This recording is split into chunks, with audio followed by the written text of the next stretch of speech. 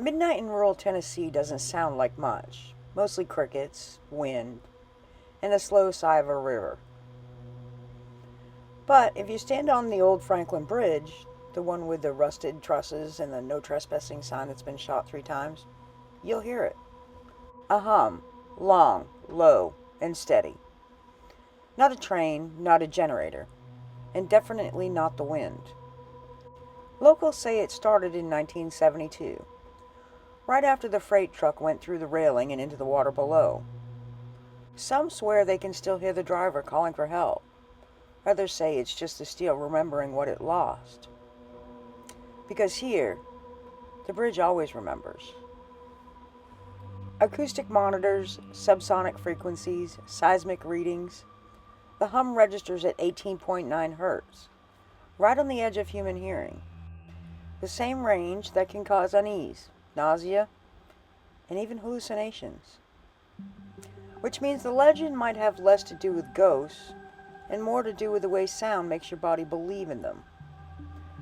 But the bridge doesn't care what you believe. Every night at 12:03 a.m., if you're lucky enough to be standing on it, you'll hear it hum. Welcome to Truthish, where things are mostly true and always strange. Franklin's Hollow isn't really on a map. It's more of a suggestion between 2 other towns that wish it wasn't. Population? Well, that depends on who you ask. If you blink on Highway 64, you'll miss the gas station, the post office, and the one diner that serves both as a church on Sundays and a rumor mill the rest of the week. Everyone here knows about the bridge. They'll tell you without asking the way old men talk about their knees before it rains. You mention midnight, and everyone's already saying, "You mean that bridge?" They all describe the same thing, a sound that starts low, like a cello underwater, and rises until your teeth feel it before your ears do.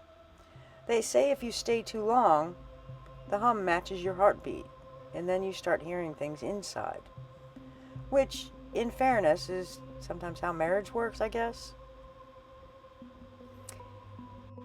Infrasound, frequencies below 20 hertz, has been studied for decades. It can cause headaches, nausea, and intense anxiety, and in extreme cases, a vague sense of being watched, or, as the locals put it, Wednesday. A researcher from Vanderbilt came out here once in 1998.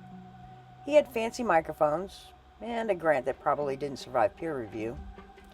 He recorded the hum, charted its frequency, even tried to triangulate the source, and then he packed up and left. His notes said unexplained mechanical resonance, likely structural or geological. Translation: something's making noise and I don't want to be the guy who names it. But locals don't need charts. They say the bridge hums when somebody lies nearby. They say it's the river remembering the secret. They say if you hum, it hums your name. And one night, someone tried. The recording was supposed to be routine. A sound technician named Mason Clark, part-time podcaster, full-time skeptic, came out to the bridge one Friday in February, armed with nothing but a parabolic mic, a thermos of gas station coffee, and that doomed confidence that city people bring to rural mysteries. His plan? Capture the hum. Prove it's just infrasound or traffic vibrations. Post a smug debunking video and get internet points. I mean, isn't that what we're all here for? But sound has a funny way of turning confidence into echo. The bridge was empty, slick with dew. His recorder started picking up faint tremors around 12:01, right on schedule. A single sustained tone, low and steady, at 18.9 hertz. That's the same frequency range known to cause chills, blurred vision, and panic in humans. A fact that should comfort no one standing alone in the dark. He adjusted his mic. The hum got louder. Not in the headphones, in his chest. He said it felt like being stared at by something that wasn't using eyes. Mason muttered to himself the way people do when pretending they're not scared. He said, "Okay, old bridge, what are you trying to say?" Then, he hummed back. The tone stopped for exactly 6 seconds, and then it came back, 2 notes higher. His recorder clearly caught it. One long hum, one short, almost rhythmic, almost intentional.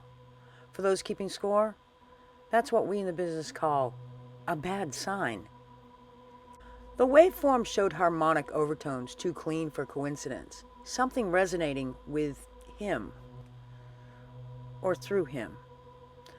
When Mason stepped off the bridge, the sound followed, not through the air, but in the soles of his boots.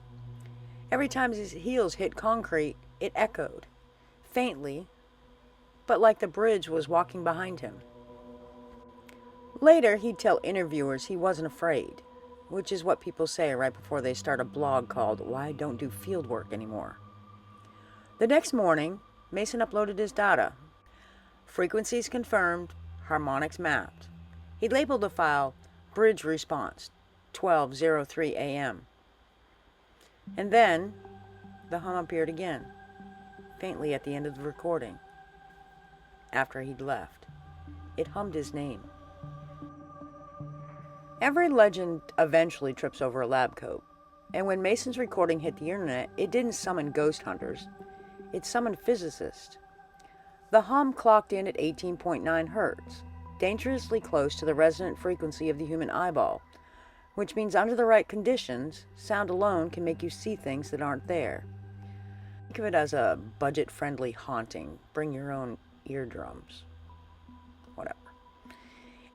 Infrasound, any vibration below 20 hertz, is notorious for bending the edges of perception. It rattles airways, shakes vision, and convinces your brain that danger is present even when nothing is happening. Basically, it's anxiety with a soundtrack. NASA measured similar frequencies in rocket engines. The British military tried weaponizing it in the 60s. Short-lived, mostly because soldiers refused to stand still long enough to puke in formation. And in 2003, a researcher named Vic Tandy discovered that a faulty fan in his lab was generating 18.9 hertz. The same hum that made him think his workplace was haunted.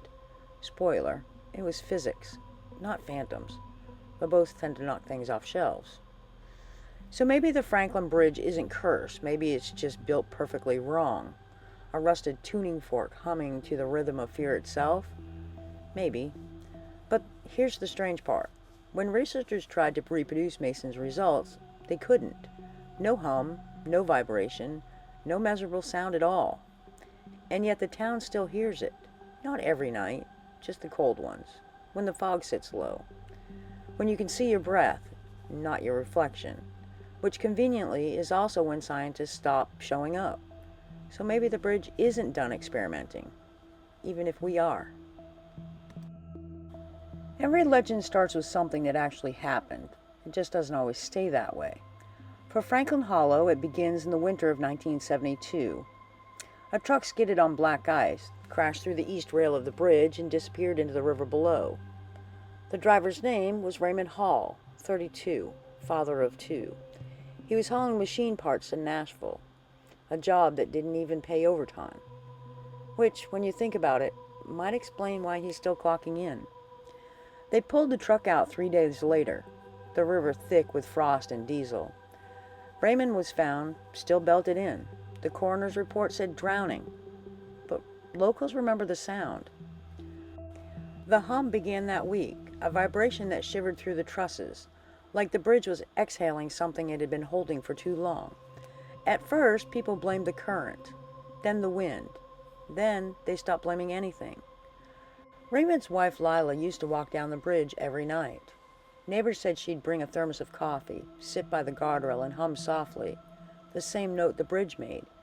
After a few months, she stopped coming too. But the hum didn't. By the early 80s, the story had changed hands like a rumor at a potluck. Now it was a lover's quarrel, or a revenge pact, or a government testing gone wrong. One version even claims the bridge was built over an older road, one that was never properly buried, which is impressive considering how difficult it is to forget to bury a road. But the part everyone agrees on is this: when the river freezes, the hum gets louder, and if you listen too closely, it stops sounding like a note and starts sounding like a name, Ray. That's what Mason's recording caught, faintly, layered beneath the hum. Not a tone, not a machine, but the shape of a word stretched by water and time. The bridge may hum at midnight, but maybe it's not the bridge that remembers. Maybe it's the river. Curiosity doesn't kill cats. It voids warranties. So naturally, once Mason's recording went viral, someone decided to poke the bear, or in this case, poke the bridge. 3 graduate students from Knoxville arrived the following fall with a rented generator, 2 industrial subwoofers, and enough energy drinks to qualify as a controlled substance. Their goal? To reproduce the hum, on command. They placed microphones along the trusses, calibrated the speakers to 18.9 hertz, and synchronized them with seismic sensors. Because nothing says scientific rigor like blasting ghost frequencies into century-old steel. At exactly midnight, they powered it up. For a moment, nothing. Then the air thickened. The microphone spiked, and the bridge answered. Not one tone this time, but 3, layered, out of phase, rising and falling like something breathing through metal lungs. Instruments recorded a resonance pattern they couldn't explain, an oscillation inside the steel that wasn't coming from their speakers. The vibration traveled downriver, bounced off the concrete supports, and came back amplified. A standing wave where there should have been one. One student said it felt like the bridge was warming up. Another described it as a low growl you could feel behind your teeth. The third fainted, possibly from fear, possibly from Red Bull. They shut everything down, packed up their gear, and before sunrise, they left. Later analysis showed that their equipment picked up an audio return 22 minutes after the power was cut. A hum, distant and distinct, not synthetic, not electronic, and pitched at 19.1 hertz, slightly higher than before. Apparently, even haunted bridges like feedback. Fair.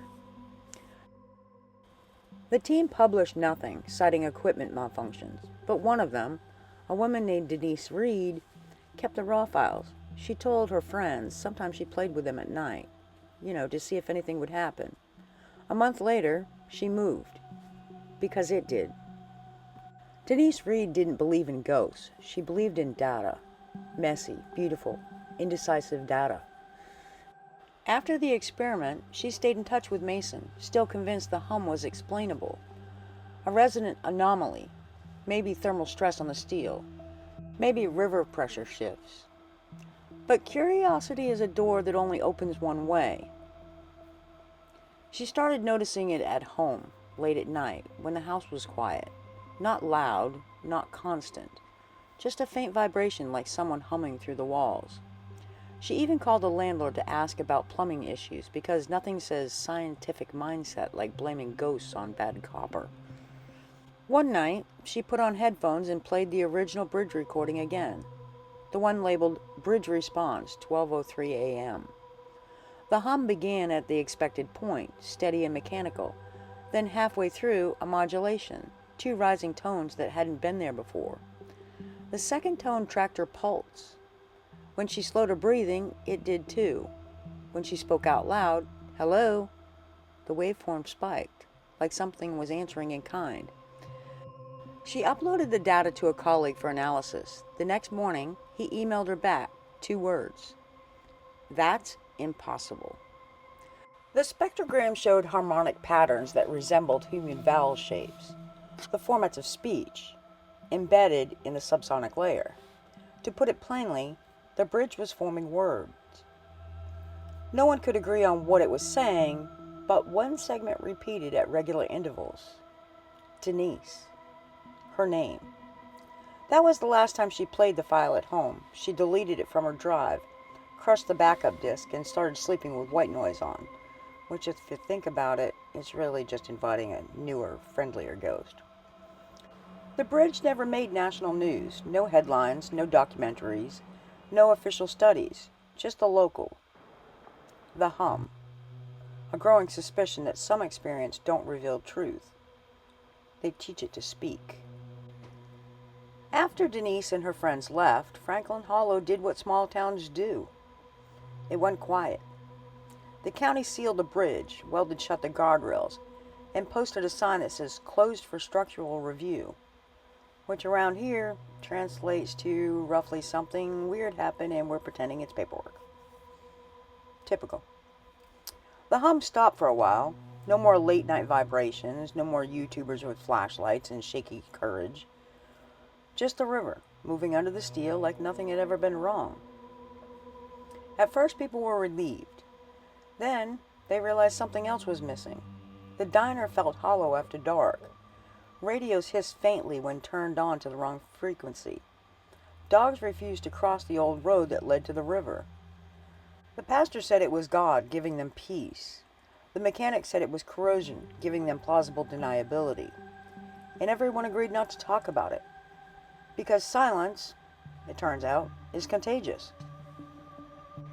Lila Hale's old house, the widow from '72, still stood at the edge of town. Windows boarded, paint faded to the color of forgetting. Every spring, someone would find a coffee thermos sitting on the porch rail. No prints, no note, just the smell of river water and rust.